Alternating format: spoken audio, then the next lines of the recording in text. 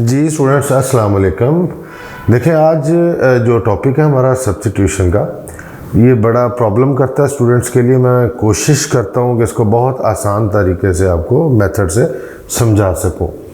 देखिए, सबसे पहले ना सिंपल सब्स्टिट्यूशन जो ऑप्शनल होती है कि आप उसको डायरेक्ट भी कर सकते हैं, क्वेश्चन को सब्स्टिट्यूशन से भी कर सकते हैं, सब्स्टिट्यूशन को समझते हुए कि हम इसको बेसिक इसकी समझने के लिए इस क्वेश्चन को करने लगे। वैसे तो मैं डायरेक्ट भी कर सकता हूँ। तो अगर मैं डायरेक्ट करूँ तो मैं देख रहा हूँ नीचे पावर 1 के अलावा कुछ और है, तो मैं इसको ऊपर ले जाऊँगा और जब ऊपर लेके जाऊँगा तो पावर के बगैर इसका डेरिवेटिव आगे देखूँगा, वो मौजूद है। 4 का 0, एक्स स्क्वायर का -2x, ये -x स्क्वायर का वो आगे है। तो हम इसकी पावर में एक प्लस कर देंगे और वही डिनोमिनेटर में लिख देंगे। ये प्रीवियस लेक्चर में हम बता चुके हैं। तो ये इंटीग्रेशन हो जाएगी। अच्छा, उसके बाद अगर मैं इसी क्वेश्चन को दूसरा मेथड कौन सा, सब्स्टिट्यूशन का, देखो अगर मैं इधर ये जो क्वेश्चन हमने अभी किया है, मैं देख रहा हूं कि इसमें से डेरिवेटिव हमें मिल सकता है। तो सब्स्टिट्यूशन का मकसद ये होता है कि अब x है तो इसको y में कन्वर्ट कर दें, t में कन्वर्ट कर दें, सारे क्वेश्चन को एक वेरिएबल के साथ रिप्लेस करना होता है। तो मुझे जिसमें से डेरिवेटिव मिल सकता है ना, जिसमें से मुझे डेरिवेटिव मिल सकता है, उसको मैं अपनी मर्जी से एक वेरिएबल के इक्वल पुट कर देता हूँ। फिर मैं इसका डेरिवेटिव लेता हूँ with respect to x, with respect to x। ये 0 हो जाएगा, ये -2x, और x का x के लिहाज से 1, और y का डेरिवेटिव x के लिहाज से dy/dx।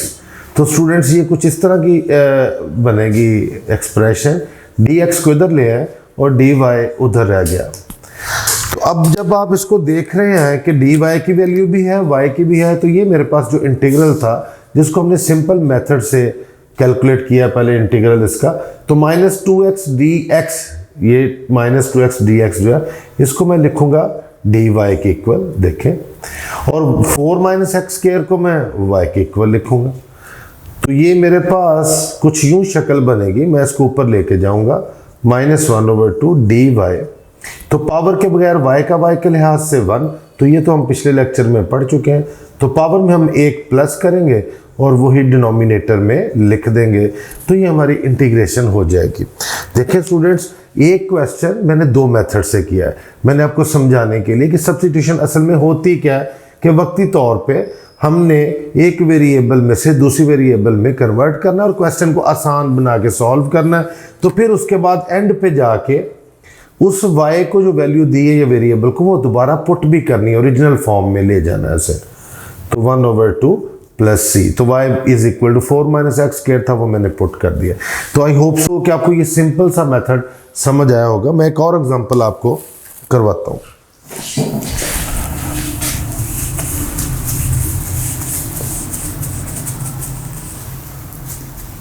मुझे पता है सब्स्टिट्यूशन जो बच्चों को आमतौर पे मुश्किल लगती है, तो आसान से मेथड जो है इसके हम वो करते हैं।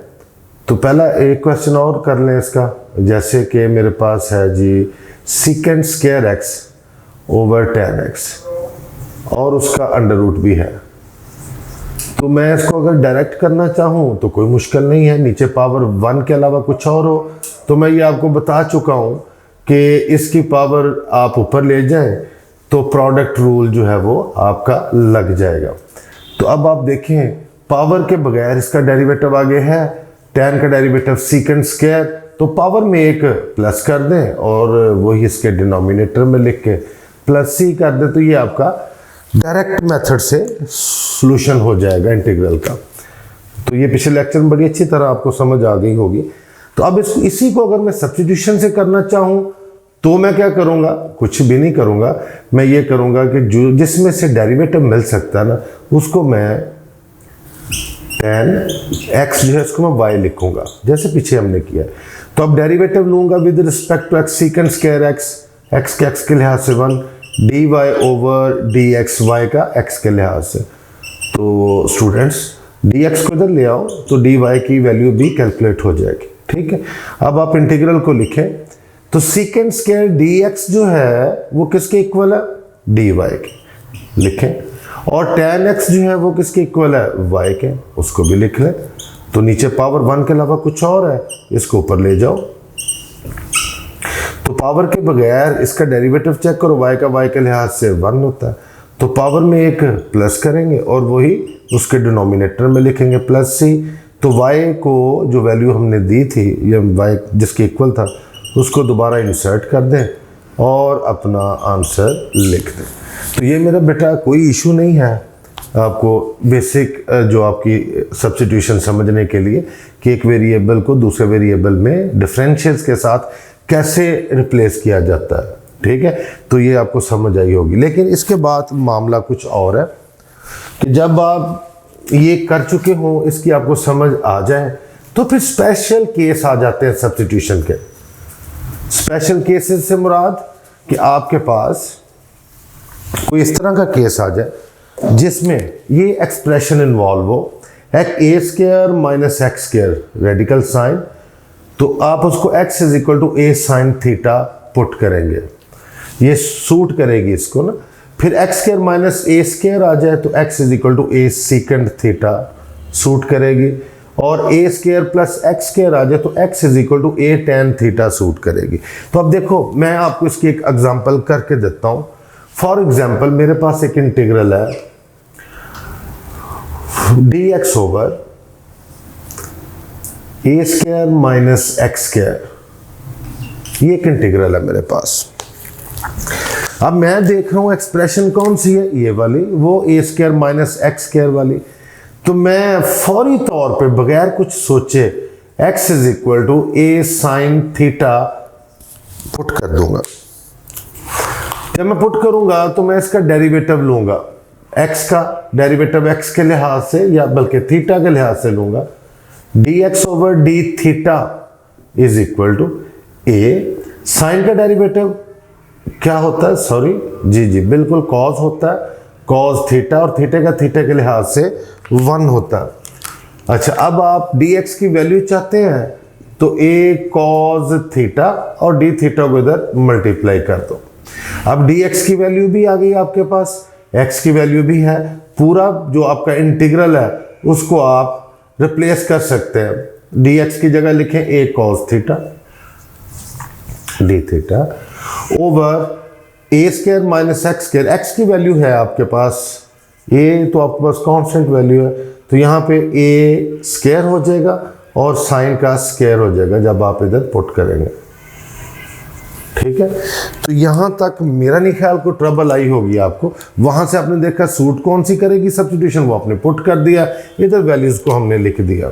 अब इंटीग्रल ए कॉस थीटा और साथ में D theta over a square, जब मैं इसको कॉमन लूंगा और जजर से बाहर लिखूंगा तो ए स्क्वायर कॉमन निकल के जजर से बाहर ए रह जाएगा और वहां पे 1 आ जाएगा और यहाँ पे साइन स्क्वायर आ जाएगा, ठीक है स्टूडेंट्स। और नेक्स्ट स्टेप में ए कॉस थीटा ओवर ए, इसको मैं लिखूंगा कॉस स्क्वायर, आपको सबको पता होगा इस वैल्यू का कि 1 minus sine square is equal to cos square होता है।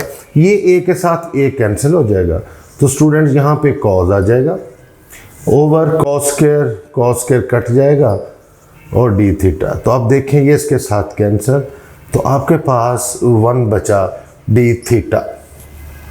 तो 1 की इंटीग्रेशन थीटा के लिहाज से आप सबको पता होगी कि वो वेरिएबल ही होती है, 1 थीटा 2 थीटा 3 थीटा। तो अब हमारे पास ये आंसर निकल चुका, लेकिन क्योंकि क्वेश्चन x में था तो हमें आंसर भी x में चाहिए। तो ये जो सब्स्टिट्यूट किया था आपने, इसको थोड़ा सा इंगेज कर लें। a इधर ले is equal to sine theta और साइन को इधर ला के इनवर्स कर दें तो in term of x theta की वैल्यू कैलकुलेट हो जाएगी बेटे आपके पास। तो अब आप theta is equal to sine inverse x over a इधर लिख सकते हैं। Sine inverse x over a जो है वो आपके पास आंसर आ जाएगा किसका, 1 over a square minus x square under root d x का। तो ये सूटेबल सब्स्टिट्यूशन की जो है वो एक एग्जांपल हमने की है 3.3 की। 3.3 का क्वेश्चन नंबर 8 का पहला दूसरा पार्ट जो है वो हम जो है वो करेंगे नेक्स्ट लेक्चर में, जहाँ पे x square minus a square आ जाए, ए स्क्वायर प्लस एक्स स्क्वायर आ जाए, उनको भी इन्वॉल्व करेंगे। और वो लेक्चर जो है इंशाल्लाह नेक्स्ट में ज़रूर करेंगे। आप जो है अगर समझ आ रही है, अच्छे लेक्चर्स हैं, तो लाजमी इसको शेयर करें और साथ में लाइक हिट करें और साथ में इसको जो है सब्सक्राइब करें। ठीक है जी, थैंक यू।